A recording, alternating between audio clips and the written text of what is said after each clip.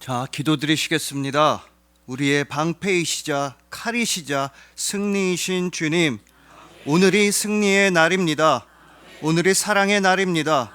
오늘이 바로 주님의 날입니다. 우리를 사랑하시니 참으로 감사합니다. 영원토록 주님과 함께 하겠습니다. 천국의 방패이시며 천국의 칼이시며 천국의 사랑이신 우리 주님 예수 그리스도의 이름으로 기도합니다. 아멘. 자, 오늘은 너는 행복한 사람이로다 라는 말씀으로 주님의 은혜를 함께 나누도록 하시겠습니다. 여러분, 진희근 목사님의 날마다 천국을 향해 라는 책에는 이런 이야기가 실려져 있습니다. 원래 유럽 사람들은 중세시대 때까지만 해도 유럽 대륙, 그리고 붙어있는 아시아 대륙, 그리고 가까운 아프리카 대륙, 이 세 개의 대륙만 존재하는 줄 알았다는 겁니다. 그게 이 세상의 전부인 줄 알았던 것입니다. 그래서 지금 현재 지브롤터 해협, 그러니까 이베리아 반도 스페인 영토의 가장 끝에는 이런 팻말을 하나 딱 세워놨습니다. 라틴어로 여기 너머에는 아무것도 없다. 영어로는 No more beyond. 여기 너머에는 바다밖에 없고 망망대해밖에 없다. 여기가 세상의 끝이다. 이런 뜻으로 팻말을 세워놨던 것입니다. 하지만 잘 아시다시피 1492년에 콜럼버스는 대항해를 시작했고 신대륙 아메리카 대륙을 발견하게 됩니다. 그제서야 유럽 사람들은 이게 세상의 전부가 아니라 또 다른 대륙, 또 다른 땅이 있구나, 그걸 깨닫게 되었다는 겁니다. 그래서 그 팻말에 있던 노자를 지워버렸습니다. More beyond. 여기 너머에는 더욱더 많은 것들이 있다. 여기 너머에는 또 다른 세상이 있다. 이렇게 적어놨던 것입니다. 마찬가지로 우리 주님 예수 그리스도께서 부활하시기 이전에는 사람들은 죽음이 끝인 줄로만 알았습니다. 이 땅에서의 생명이 끝인 줄로만 알았습니다. 그래서 모든 사람들은 죽음을 제일로 무서워하고 두려워하고 슬퍼했던 것입니다. 하지만 예수님께서 부활하시자 이제 사람들은 죽음이 끝이 아니라는 걸 깨닫게 되었습니다.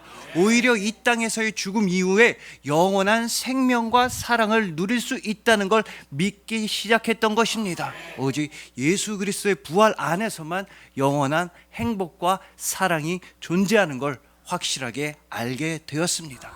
자, 그리고 오늘 본문에서도 죽음을 앞둔 한 사람, 모세가 등장합니다.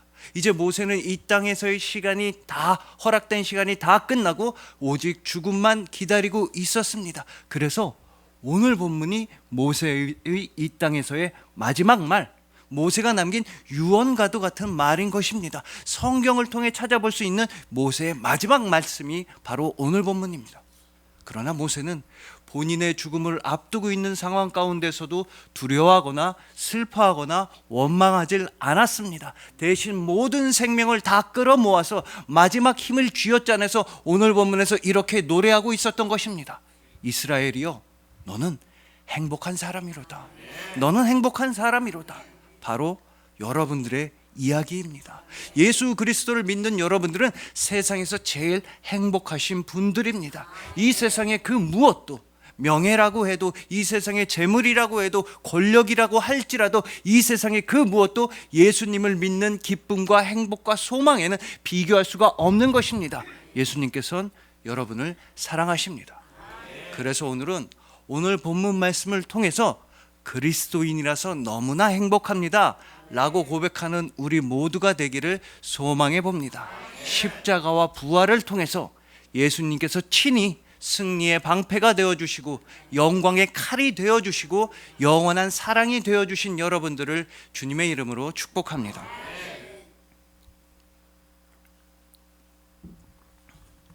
자, 먼저 오늘 본문에서 모세는 하나님께서 이런 방식으로 이스라엘을 도와주시고 구원해 주셨다고 말씀하고 있습니다. 여호와의 구원을 너같이 얻은 백성이 누구냐? 그는 너를 돕는 방패시오.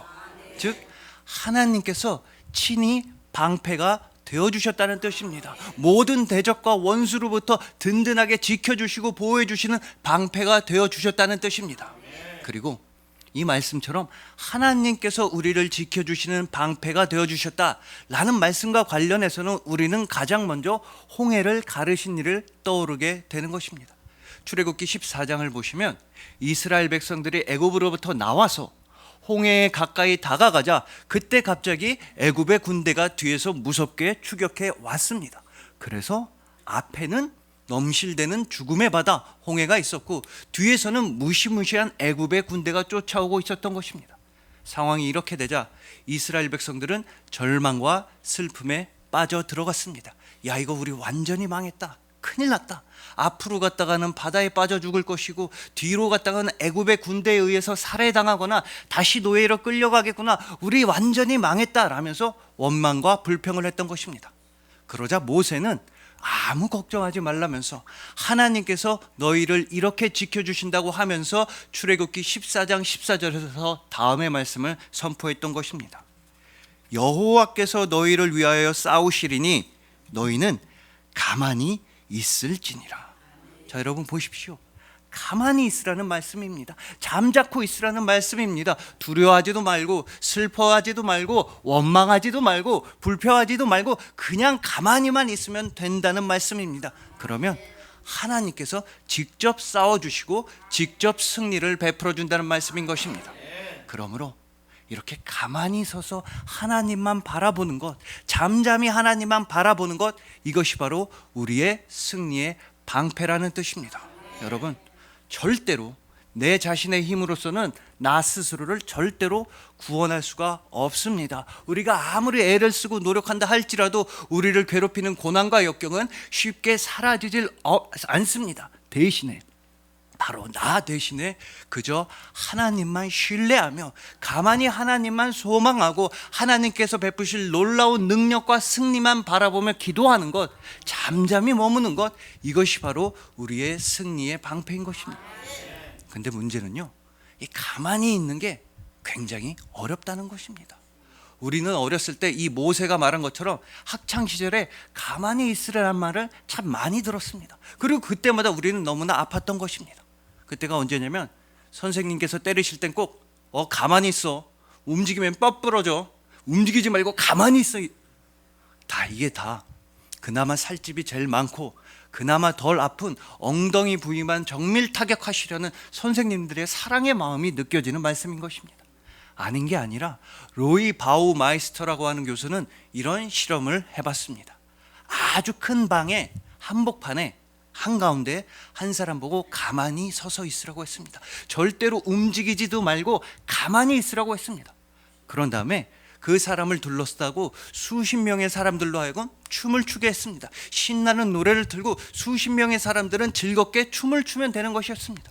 근데 이 실험이 1시간쯤 진행되자 방 한가운데서 가만히 서 있던 사람이 푹 하고 쓰러졌습니다. 그만큼 에너지가 많이 고갈된 것입니다. 일반적인 상식으로 봤을 때는 주변에서 춤을 추는 사람들의 에너지를 훨씬 더 많이 쓸 것 같지만 실제로는 가만히 서서 아무 일도 안 하는 사람이 더욱더 많은 에너지를 고갈하고 사용했다는 뜻입니다. 여러분, 이처럼 우리 인간은 감정을 마음대로 표현하지 못하게 되었을 때, 행동에 제약이 있을 때, 무조건 가만히 있으라고 할 때 우리 인간은 굉장히 많은 에너지를 고갈하게 됩니다. 그래서 이 실험의 이름은 자아 고갈 실험, 이렇게 불리는 것입니다. 그래서 이 어린아이들도 가만히 있는 걸 제일 힘들어합니다.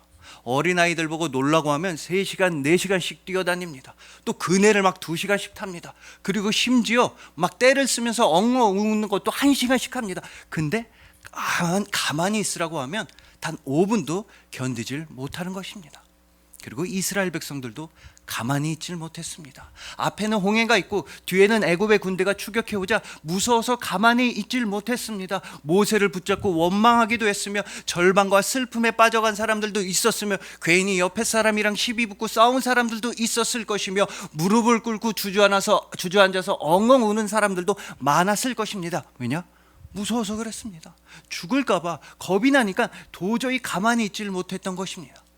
근데 문제는 우리도 신앙생활을 하다 보면 이 가만히 있는 것, 잠잠히 있기 어려운 순간이 찾아온다는 것입니다. 돈이 너무나 필요한데, 돈이 너무나 급한데 가만히 앉아서 기도하는 게 힘들 때가 있습니다. 또 날씨가 좋아서, 사람들이 좋아서, 세상이 좋아서, 그래서 놀러 가고 싶어서 가만히 앉아서 하나님의 말씀을 읽기 어려운 순간도 있는 것입니다. 지금 내 삶이 요동치고 파도가 치고 있는데 가만히 서서 주님의 응답만 기다리는 게 굉장히 힘들 때가 있는 것입니다. 그러나 그렇다 하더라도 우리는 우리를 찾아오시는 주님의 말씀을 잠잠히 기다려야 하는 것입니다. 온 세상에서 가장 좋은 선물을 주시는 주님의 응답을 고요하게 기다릴 줄 알아야 하는 것입니다. 우리에게 먼저 들려주시는 주님의 음성만 잠잠히 바라볼 수 있어야 하는 것입니다. 자, 이렇게 고요하게 가만히 주님의 말씀을 기다린다는 맥락에서 이재현 목사님의 책에는 아주 통찰력이 좋은 방법이 하나 나타나 있습니다. 그건 바로 도명수라고 하는 굉장히 특이한 작가가 있다는 겁니다. 이 작가가 왜 특이하냐면 이 작가는 국어사전의 1페이지부터 마지막 페이지까지 정독을 한 다음에 다 읽은 다음에 언어의 유혹이라고 하는 책을 썼던 것입니다. 여러분, 혹시 여러분 중에 이 작가처럼 국어사전을 처음부터 끝까지 소설책 읽듯이 처음부터 끝까지 다 읽어보신 분 계십니까? 안 계실 겁니다. 왜냐하면 이 국어사전은 솔직히 되게 재미없는 책이라 그랬습니다. 국어사전을 보면 뭐 다윗과 골리앗이 싸우는 이야기, 줄거리, 스토리, 사건, 사고 이런 거 없습니다. 뭐 유비, 관우, 장비 같은 영웅들의 스토리도 없습니다. 국어사전은 그냥 기역부터 희역까지 처음부터 끝까지 그냥 단어들만 나열되어 있었습니다. 그렇기에 이 국어사전을 처음부터 끝까지 읽으라고 하는 건 거의 고문에 가까운 일입니다. 그런데도 도명수라고 하는 작가는 국어사전을 처음부터 끝까지 다 읽었다는 것입니다. 왜냐? 중간중간에 이 작가의 마음을 뒤흔드는 단어들, 유혹되는 단어들, 이끌리고 매력적인 단어들이 있었기 때문입니다. 그래서 이 작가는 국어사전 전체 3,000페이지, 국어사전 안에 있는 전체 16만 개의 단어를 730일에 걸쳐서 전부 다 읽었습니다. 그런 다음에 7,648개의 단어들만 추려내서, 그렇게 유혹되고 마음에 끌리는 단어들만 추려내서 언어의 유혹이라는 책을 썼던 것입니다. 근데 여기서 제일 중요한 건 이 작가의 마음을 흔들고 이 작가가 매혹되었던 7,648개의 단어라고 하는 숫자는 국어사전 전체의 16만 개의 단어에 비교한다면 겨우 5% 정도밖에 안 된다는 것입니다. 그러므로 나머지 95%의 단어들은 지루하고 답답하고 재미없는 단어들이었다는 것입니다. 그래서 이 국어사전에 우리의 인생을 비유하자면 우리 인생의 95%도 지루하고 답답하고 재미없는 시간이라는 것입니다. 여러분들이 너무나 잘 아시다시피 우리는 인생의 대부분을 우리에게 찾아오는 문제와 고난과 역경을 해결하느라 애를 쓰고 수고하며 살아가는 것입니다.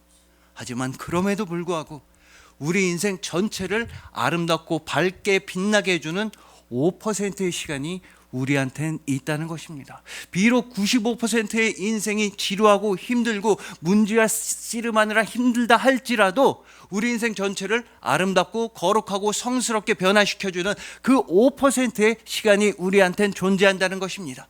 그 시간이 바로 말씀 묵상과 큐티의 시간입니다. 여러분, 말씀 묵상과 큐티는 절대적으로 가만히 하나님의 말씀을 기다리는 시간들입니다. 절대적으로 고요하게 잠잠히 주님의 음성만 기다리는 시간들입니다. 그래서 말씀 묵상과 큐티의 시간들은 내가 말씀을 읽는 시간이 아니라 말씀이 나를 읽어주는 시간인 것입니다. 내가 말씀을 이해하는 시간이 아니라 말씀이 나를 이해해주는 시간인 것이며, 내가 말씀을 품는 시간이 아니라 말씀이 나를 품어주는 시간들인 것입니다. 즉 복음의 시간들, 사랑의 순간들인 것입니다.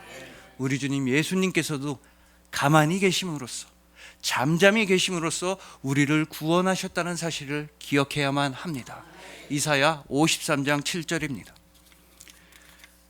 그가 곤욕을 당하여 괴로울 때에도 그의 입을 열지 아니하였으며 마치 도수장으로 끌려가는 어린 양과 털 깎는 자 앞에서 잠잠한 양같이 그의 입을 열지 아니하였도다.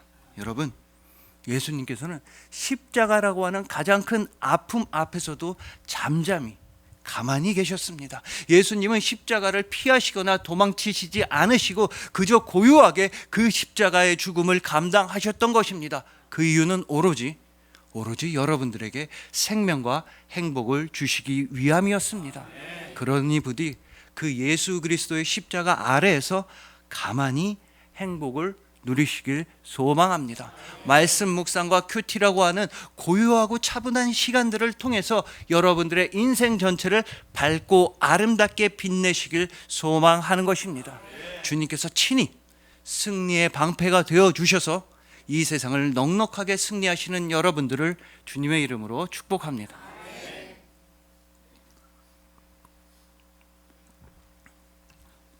자, 다음으로 오늘 본문에서 모세는 방패에 이어서 바로 이런 방식으로 하나님께서 이스라엘을 도와주셨다고 말씀합니다. 그는 너를 돕는 방패시요 내 영광의 칼이시로다. 즉 하나님께서 직접 영광의 칼이 되어 주셨다는 말씀입니다. 여러분, 지금까지 말씀드린 방패가 방어를 위한 도구라고 한다면 이 칼은 공격을 하기 위한 무기입니다. 그리고 이스라엘의 역사를 다 통틀어서 이스라엘이 뭔가 공격을 해서 가장 큰 성과를 얻은 전투는 바로 여리고성 전투일 것입니다. 근데 한번 생각해 보시면 이 여리고성이 함락되는 데 있어서 이스라엘은 별로 한 일이 없습니다. 그냥 성 주위나 빙빙빙빙 돌다가 마지막에 소리 좀 지르고 나팔 좀 지르는 게 답니다. 이게 무슨 공격작전이며 공성작전입니까? 인류의 모든 전쟁의 역사를 찾아봐도 이렇게 당황스러운 공격작전은 없었을 것입니다. 즉 세상의 눈으로 보기에 이스라엘은 한 일이 없었지만 반대로 신앙적으로 보기에 이스라엘은 모든 일을 다 한 것입니다. 바로 순종을 했습니다. 하나님께서 시키시는 대로 했습니다. 하나님의 말씀에 순종했을 뿐입니다. 그거면 충분합니다. 그거면 됩니다. 주님의 말씀에 순종하면 여리고성 정도가 아니라 이 세상의 모든 성벽과 문제와 고난은 다 함락되게 되어 있는 것입니다. 그러므로 순종이 여러분들의 영광의 칼이라는 뜻입니다. 여러분들을 묶고 있고 괴롭히고 있고 힘들게 하는 모든 고난과 현실과 문제를 잘라내고 승리할 수 있는 가장 좋은 무기가 바로 순종입니다. 여러분들이 순종의 자녀가 될 때 그때 여러분들은 곧 승리의 자녀가 되는 것입니다. 하지만 역시나 문제는 이 순종도 쉽지 않다는 것입니다. 순종을 하려면 일단 내려놔야 될 게 너무나 많이 있습니다. 내 욕심 내려놔야 되고 내 고집 내려놔야 하고 나의 이기심, 나의 자아를 내려놔야 합니다. 나 자신을 내려놓을 수 있어야 순종이 가능합니다. 왜냐하면 우리 기독교의 순종은 단순한 복종이나 굴종이 아니라 나 자신을 십자가에 못 박고 오직 예수 그리스도로만 살아가는 것이 순종이기 때문인 것입니다. 자, 순종이 이렇게 어렵다 보니 우리는 자주자주 실수하기도 하고 실패하기도 하고 넘어지기도 합니다. 그러나 우리가 이렇게 부족하고 연약하다 할지라도 여러분을 끝까지 기다려주시고 끝까지 사랑해주시는 하나님 아버지와 믿고 다시 한번 도전하면 되는 것입니다. 다시 한번 순종에 도전해보고 다시 한번 말씀대로 살아가는데 도전해보면 되는 것입니다. 그러면 주님께서 여러분을 도와주십니다. 자, 이렇게 순종하지 않는다 할지라도 실수하고 연약하고 부족하다 할지라도 절대로 버리지 않고 함께한다는 맥락에서 이런 맥락에서 저는 예전에 TV에서 이런 이야기를 들은 적이 있습니다. 한 개그맨 분과 한 가수분이 자기가 인생에서 처음으로 산 차, 인생 첫 차에 관해서 말씀해 주셨습니다. 물론 두 분은 그땐 무명이고 돈도 없고 참 힘들 때라 새 차를 살 여력이 없었다고 합니다. 그래서 돈을 겨우겨우 끌어모아서 중고차를 샀다는 것입니다. 그래도 이 개그맨 분은 너무나 기뻤습니다. 비록 중고차라 할지라도 내 인생 첫 차라 너무 좋았습니다. 근데 문제는 이분이 산 차의 운전석 쪽에 창문이 열리질 않는다는 겁니다. 중고차라 보니까 문제가 있었습니다. 그래서 그 창문을 열려면 일단 차에서 내려서 무릎이나 발로 창문 내리는 버튼을 누르면서 양손으로 창문을 잡고 있는 힘껏 내려야 겨우 좀 내려갔다는 겁니다. 그래도 너무나 기쁘기만 했습니다. 인생 첫 차라 너무나 신나고 즐거운 마음으로 잘 타고 다녔습니다. 근데 어느 날 보니까 저 앞에서 음주운전 단속을 하는 겁니다. 그래서 그런가 보다 하고 아무 생각 없이 진입했더니 경찰 아저씨가 음주운전 단속 있겠습니다. 창문 좀 내려주세요. 근데 창문이 안 내려가지 않습니까? 그래서 이거 안 된다고 이랬습니다. 이 X자 표시를 보더니 경찰 아저씨가 갑자기 화가 나서 빨리 창문 내리세요. 안 그러면 체포합니다. 그래서 안 되겠다. 이건 설명을 해야겠다. 그래서 창문을 덜컥 열었더니 경찰 아저씨 창문을 덜컥 닫으면서 차문 열지 마세요. 차에서 내리지 마세요. 빨리 창문만 내리세요. 창문이 안 내려가는데 어떡합니까? 또 안 됩니다. 안 됩니다. 이랬더니 경찰 아저씨가 이번에도 불응하시면 긴급 체포할 겁니다. 빨리 창문 내리세요. 그래 안 되겠다고 창문을 또 덜컥 열었더니 경찰 아저씨가 덜컥 닫으면 차에서 내리면 진짜 체포합니다. 정말 너무나 억울하고 답답했다고 합니다. 이 말을 받아서 한 가수분도 자기도 인생 첫 차를 샀는데 중고차였다고 합니다. 그래서 자기 차는 문제가 없는 줄 알았는데 보니까 와이퍼가, 이 창문 닦는 와이퍼가 작동을 안 하는 겁니다. 그래서 나중에 시간 날 때 고쳐야지 했는데 어느 날 갑자기 비가 내리기 시작했습니다. 한두 방울 정도가 아니라 갑자기 막 장대비로 변했습니다. 앞이 와이퍼가 작동이 안 되니까 앞이 보이질 않아서 운전을 할 수 없었습니다. 그래서 하는 수 없이 자동차 창문을 열고 한 손으로는 오른손으로 운전을 하면서 왼손으로는 수건을 들고 그냥 앞유리를 때리면서 앞유리를 닦으면서 그렇게 집까지 운전해 왔다는 겁니다. 물론 두 얘기 다 허풍이 조금은 섞여 있는 것 같긴 하지만 그래도 중요한 건 그들이 너무나 아끼고 사랑하는 자가용이었다는 것입니다. 와이퍼가 좀 작동하지 않아도 괜찮고 창문이 내려가지 않아도 괜찮았습니다. 그래도 너무나 아끼고 사랑했던 첫 차라는 것입니다.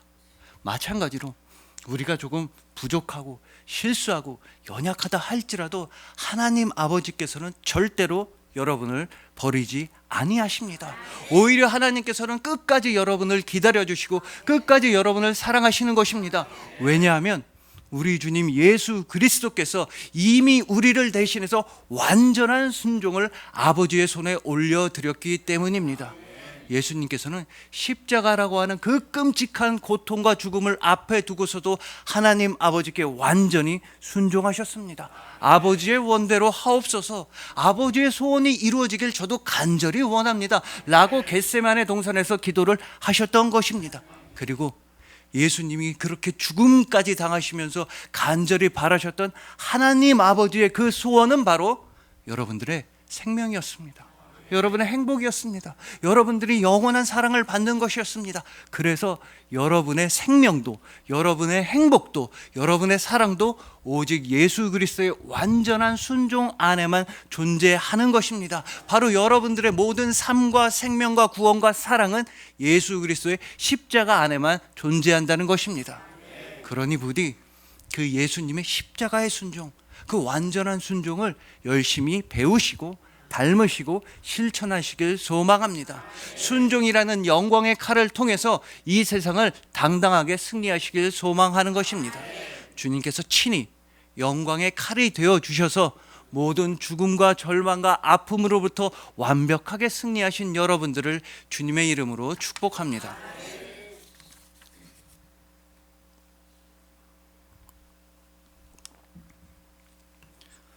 자, 앞서 말씀드린 대로 오늘 본문은 모세가 죽음을 앞두고 죽기 직전에 한 마지막 말, 최후의 유언과도 같은 말이었습니다. 근데 이 위대한 모세는 자신의 죽음을 앞두고서도 불평하거나 화를 내거나 두려워하거나 슬퍼하지 않았습니다. 원망도 하지 않았습니다. 자, 이스라엘 백성들아 봐라. 너네가 말을 안 들어서 내가 화 한 번 냈다고 그 약속의 땅 가나안 땅도 못 들어가고 나는 여기서 죽는다, 이렇게 원통해하지 않았던 것입니다. 대신에 모세는 이스라엘 백성들을 위해서 오늘 본문에서 정말 최선을 다해 이렇게 노래하고 있는 것입니다. 이스라엘이여, 너는 행복한 사람이로다. 너는 행복한 사람이로다. 왜냐하면 모세는 자신의 죽음이 끝이 아니라는 걸 너무나 잘 알고 있었기 때문입니다. 죽음 이후에도 오히려 영원한 삶이 시작된다는 걸 잘 알고 있었기 때문입니다. 이 모세와 마찬가지로 20세기의 위대한 신학자 위르겐 몰트만 역시도 자신의 죽음 앞에서 우울해하거나 슬퍼하거나 화를 내지 않기로 결심했습니다. 그래서 자신이 죽은 다음에 자신의 묘지 앞에 세워질 그 묘비석, 묘비에는 다음과 같은 2개의 날짜를 적어달라고 부탁했던 것입니다. 근데 여러분이 생각해 보셔도 이 비석, 묘비는 원래 2개의 날짜가 적혀 있는 게 정상입니다. 잘 아시다시피 하나는 태어난 날, 다른 하나는 죽은 날입니다. 그 두 개의 날짜가 원래 써 있는 게 정상입니다. 근데 이 위르겐 몰트만은 자신이 죽은 이후에 자신의 묘비에 자신이 태어난 날 하나만 적어달라고 했습니다. 왜 하나만 적어달라고 했는데 두 개의 날이냐? 바로 자신이 죽은 그 날은, 사망한 날은 천국에 가는 날, 예수 그리스도의 부활을 체험하는 날이라고 말했던 것입니다. 이것이 바로 여러분들의 행복입니다. 여러분들은 진짜로 행복한 분들입니다. 바로 예수님의 부활이 넘치도록 여러분에게 임하고 있기 때문입니다. 비록 우리가 이 세상에서 조금은 가난할 수 있어도, 조금은 아플 수도 있고, 조금은 힘들게 살아갈 수 있어도 마침내는 영원토록 여러분은 행복한 사람들입니다. 사람들이 우리를 무시하고 이 세상에서 살기가 너무나 어렵다 할지라도 결국에는 최종적으로는 영원히 여러분은 행복한 사람들입니다. 왜냐하면 예수님께서 영원히 여러분과 함께 하시기 때문입니다. 예수님은 영원토록 여러분과 함께 하시려고 죽음에서 부활하셨으며, 예수님은 영원토록 여러분을 사랑하시기 위해 죽음에서 부활하셨습니다. 그래서 이제 여러분들은 언제 어디서나 영원한 부활의 그리스도인인 것입니다. 우리 주님 예수 그리스도께서는 죽음에서 부활하실 만큼, 그만큼 정확하고도 완전하고도 영원하게 여러분을 사랑하시는 것입니다. 그리하여 주님께서 친히 승리의 방패가 되어주신 여러분들, 주님께서 친히 영광의 칼이 되어주신 여러분들, 예수 그리스도와 함께 영원한 부활 생명을 누리시는 여러분들을 진심으로 사랑하고 축복합니다. 기도드리시겠습니다. 우리의 방패이시자 칼이시자 승리이신 주님, 힘들고 어려웠던 우리의 삶을 오로지 천국의 승리로만 채워주시니 감사합니다. 주님을 믿고 나서부터, 주님을 사랑하고 나서부터 우리는 오직 기쁨과 감사와 행복이 되었습니다. 참으로 감사합니다. 오직 주님과 함께함으로써 행복한 사람이라고 말씀하여 주시니 감사합니다. 우리같이 주님의 사랑을 받은 사람들이 또 어디 있겠습니까? 우리도 주님을 사랑합니다. 한 번도 받아보지 못했던 사랑을 허락하여 주시니 감사합니다. 한 번도 받아본 적 없었던 친밀함을 부어주시니 감사합니다. 이 세상에 예수님 같은 사랑은 없습니다. 정말 감사합니다. 천국의 방패이시며 천국의 칼이시며 천국의 사랑이신 우리 주님 예수 그리스도의 이름으로 기도합니다. 아멘.